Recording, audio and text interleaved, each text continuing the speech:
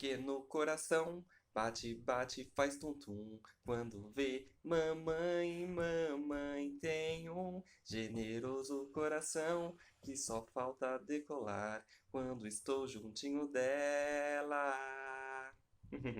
Gente, você conhece essa música? É do Mundo Bita, Meu Pequeno Coração. É a música mais legal que tem. Certo, mas o que que isso tem a ver com a aula de hoje?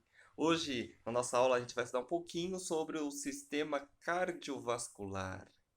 Mas como funciona o sistema cardiovascular? Como o sangue é transportado? E quais são os vasos sanguíneos que formam o nosso sistema cardiovascular? Vocês sabem? Então, na aula de hoje, a gente vai estudar um pouquinho sobre essas coisas. Mas qual que é a função do sistema cardiovascular? Ele basicamente transporta as substâncias dentro do nosso corpo. E para isso, o sistema cardiovascular, desculpa, vai contar com uma bomba, que é chamada de coração. E também com um conjunto de tubulações, que são os nossos vasos sanguíneos e os vasos linfáticos. E também tem um tecido líquido. Qual que é o nosso tecido líquido? Isso mesmo, é o nosso sangue e a nossa linfa, certo? Então agora a gente vai falar um pouquinho sobre o nosso coração. Vocês sabiam que o nosso coração ele é composto por quatro câmaras? Como assim quatro câmaras? Sim, quatro câmaras. Olha só, eu fiz um esquema de um coração, tá bom, gente? Meus desenhos são ruins, mas vocês vão conseguir entender a partir desse esqueminha que eu fiz.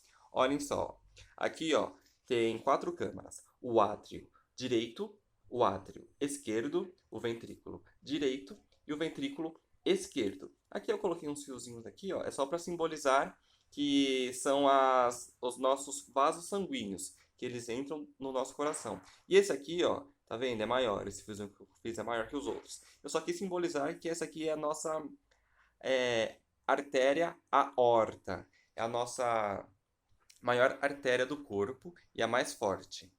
Bom, então, esses são as quatro câmaras dos nossos corações. É o ventrículo direito, o ventrículo esquerdo, aí em cima estão o átrio direito e o átrio esquerdo. Bom, e quando a gente está deitado, vocês sabiam que, em média, o nosso coração bate, quando a gente está em repouso, ele bate por cerca entre 60 e 100 batimentos por minuto. Quando a gente está em repouso. Estar em repouso, o que é estar em repouso? Estar em repouso é nós estarmos deitados na nossa cama, no nosso sofá, assistindo Netflix. É não estar fazendo atividades físicas. Atividades físicas, isso é estar em repouso. Então, quando a gente está em repouso, o nosso coração bate entre 60 e 100 vezes por minuto. Vocês sabiam também que esses batimentos também eles recebem nomes diferentes? Qual que é o som do coração? Não é assim, ó, tum tum, tum tum, tum tum, tum tum. Sabia que esses batimentos eles recebem nomes? Quando o nosso coração ele vai bombear a primeira vez, ele faz tum. Isso se chama a sístole. Quando o coração bate, faz sístole. Aí vai tum. Aí quando ele abre, é a diástole. Aí por isso que faz o outro tum. Aí fica assim o nosso coração, ó. Tum tum, tum tum, tum tum. Ou seja, é o movimento de contração e relaxamento do nosso coração. Mas de onde vem esse som? Por que que faz esse som? Esse som faz por conta aqui, ó, tá vendo? Entre as câmaras existem algumas válvulas. E essas válvulas, elas regulam quando vai passar sangue ou não. Então, quando essas válvulas abrem, elas que fazem o primeiro tum. E quando elas fecham, elas fazem o segundo tum. Aí por isso fica tum tum, tum tum, tum tum. Ou seja, nada mais é, esse som do coração, nada mais é do que o som dessas válvulas abrindo e fechando. Quando vocês vão ao médico, ele ausculta o seu coração, certo? O que é auscultar o seu coração? É quando o médico coloca, eu peguei meu fone, tá, gente? Coloca aquele o cetoscópio no ouvido e depois ele coloca no seu peito para ouvir o seu coração. Ele está auscultando o seu coração. Então aí ele escuta o tum tum, tum tum, tum tum. É isso.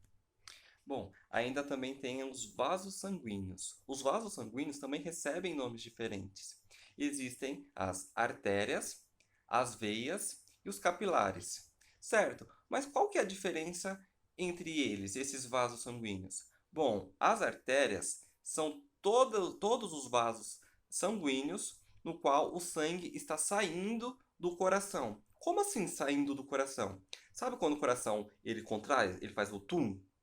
O sangue, então, ele sai do coração para ir para os outros órgãos, certo? Então, quando ele sai para ir para os outros órgãos, o sangue sai pelas artérias. A primeira artéria é a artéria aorta, que eu mostrei para você, que ela é mais grossa, depois ela vai se ramificando. Então, é a artéria que leva o sangue do coração para os outros órgãos. Já as veias são os vasos sanguíneos no qual o sangue está indo para o coração. Como assim? Bom, vamos pensar. Se as artérias elas saem do coração e vai para os outros órgãos, as veias, depois que elas passam pelos outros órgãos, ela vai para o coração, entendeu? E também tem os capilares. Os capilares são vasos sanguíneos muito finos, eles são finíssimos. E eles são os responsáveis pelas trocas de substâncias entre o sangue e os órgãos. Bom, vamos pensar assim: quando a gente se alimenta, a gente come alguma fruta, a gente está ingerindo alguns nutrientes, certo? Então, esses nutrientes, eles entram na nossa corrente sanguínea. Bom, e quando ela entra na nossa corrente sanguínea, eles vão para os outros órgãos. E como isso acontece? Acontece pelos capilares. Há essa troca entre a corrente sanguínea e os outros órgãos. Então ele sai da corrente sanguínea para ir para os outros órgãos. Então os capilares, eles têm a parede dos seus vasos muitíssimo finos também, para que haja essa troca de substâncias entre o sangue e os outros órgãos. E ainda tem o sangue. O sangue também recebe nomes diferentes de acordo com a composição que ele se encontra. Por exemplo, existe o sangue venoso e o sangue arterial. Vocês sabem a diferença entre sangue venoso e sangue arterial? Bom, o sangue arterial é o sangue que está rico em oxigênio. Já o sangue venoso está rico em CO2 ou dióxido de carbono. Essa é a única diferença entre eles. Então, gente, na aula de hoje era isso. Nas próximas aulas a gente vai falar um pouquinho mais sobre a composição do sangue, ou seja, do que ele é formado, e vamos estudar também sobre os tipos sanguíneos. Se ele é A, se é B, se é AB ou se ele é O. Vocês sabem se vocês podem receber sangue de qualquer pessoa? E vocês podem doar sangue para qualquer pessoa? A gente vai descobrir isso nas próximas aulas.